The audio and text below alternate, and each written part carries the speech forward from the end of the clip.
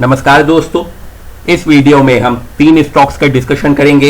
Infibeam avenues, Indus towers और take solutions. तो हम देखेंगे कि इन स्टॉक्स में मार्केट में क्या न्यूज़ चल रही है और चार्ट के माध्यम से इनका डिटेल्ड एनालिसिस करेंगे। तो चर्चा शुरू करने से पहले मैं आपको बताना चाहता हूं कि इंट्राडे और स्विंग ट्रेडिंग के लिए हमारा टेलीग्राम चैनल है, आप उसे जरूर ज्वाइन करिए। वहां पर हम एडवांस्ड एनालिसिस के बाद कॉल्स देते हैं।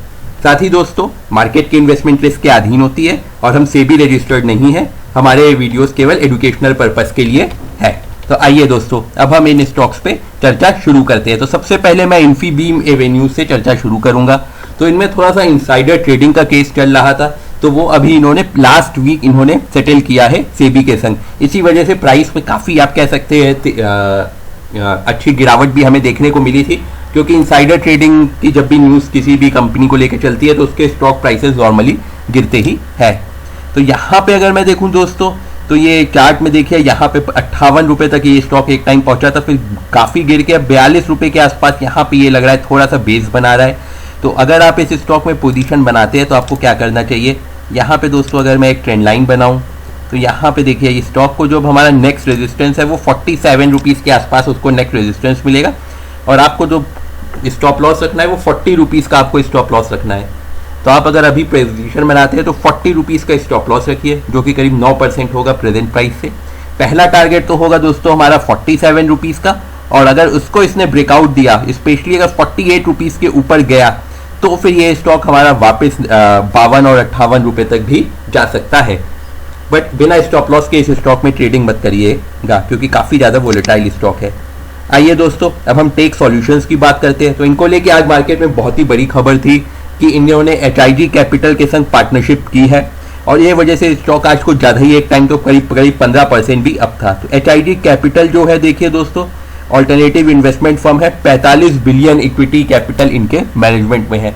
तो ये एक बहुत ही अच्छी खबर है टेक सॉल्यूशंस के लिए, और हमें उसका हो सकता है, आज तो वापस ये स्टॉक थोड़ा गिर गया था, लेकिन आगे आने वाले दिनों में हो सकता है ये स्टॉक हमें अच्छी ग्रोथ दिखाए।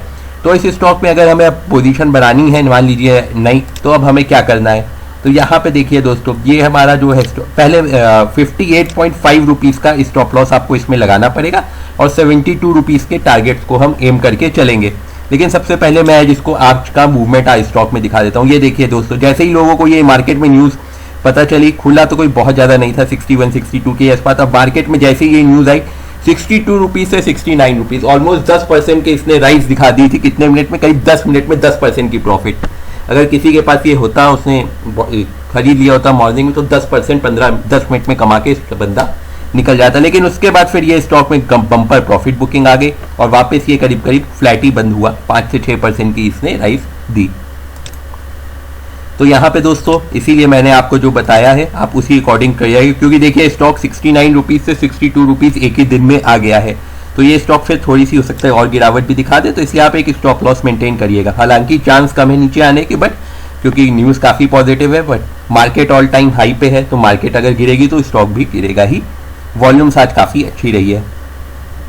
आइए दोस्तों, इंडस टावर्स की हम बात कर ले। तो इंडस टावर्स में दोस्तों, जो वोडाफोन आइडिया को लेके बवाल चल रहा है, उसी वजह से इंडस टावर्स के स्टॉक भी गिरे हैं। क्योंकि अगर वोडाफोन आइडिया जैसी कंपनी बंद होगी तो इनके जो भी रेवेन्यू वोडाफोन आइडिया से आता है, जो भी उनके टावर्स लगे, वहाँ से इनका रेवेन्यू भी कम होगा। तो ग्रोथ कंसर्न्स की वजह से ये स्टॉक में हमें काफ़ी गिरावट देखने को मिल रही है। मोतीलाल ओसवाल जी ने इसे 3-4 दिन पहले 250 रुपये का टारगेट दिया था। बहुत ज़्यादा टारगेट भी नहीं था कि 280-90 का टारगेट दे दिया हो। अगर मैं दोस्तों इनके रिजल्ट्स की बात करूं तो इन्होंने 1415 करोड़ की प्रॉफिट पोस्ट की थी। तो यहाँ पे ये देखिए 1121 करोड़ की, और पिछले साल इस क्वार्टर में 1121 करोड़ की प्रॉफिट पोस्ट की। तो ईयर ऑन ईयर बेसिस पे इनके रिजल्ट्स तो ठीक आए थे। तो हम लोग मान के चल रहे थे कि रिजल्ट्स की वजह से स्टॉक में पॉजिटिव मोमेंटम आएगा, बट वोडाफोन आइडिया वाली न्यूज़ आ गई, तो उसके वजह से स्टॉक हमारा डाउन ट्रेंड में चल रहा है। तो अब इस स्टॉक में दोस्तों हमें क्या करना चाहिए, यहाँ पे देखिए, ये स्टॉक यहाँ का लो बनाया था, 193 तक का लो ये स्टॉक बना चुका है।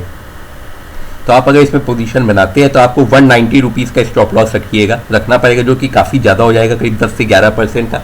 बट और कोई आपके पास स्टॉप लॉस है नहीं रखने के लिए, तो आप 190 के आसपास का स्टॉप लॉस रखना हो, इतना आप रिस्क ले सकते हो, केवल तभी इस पर पोजीशन बनाइएगा।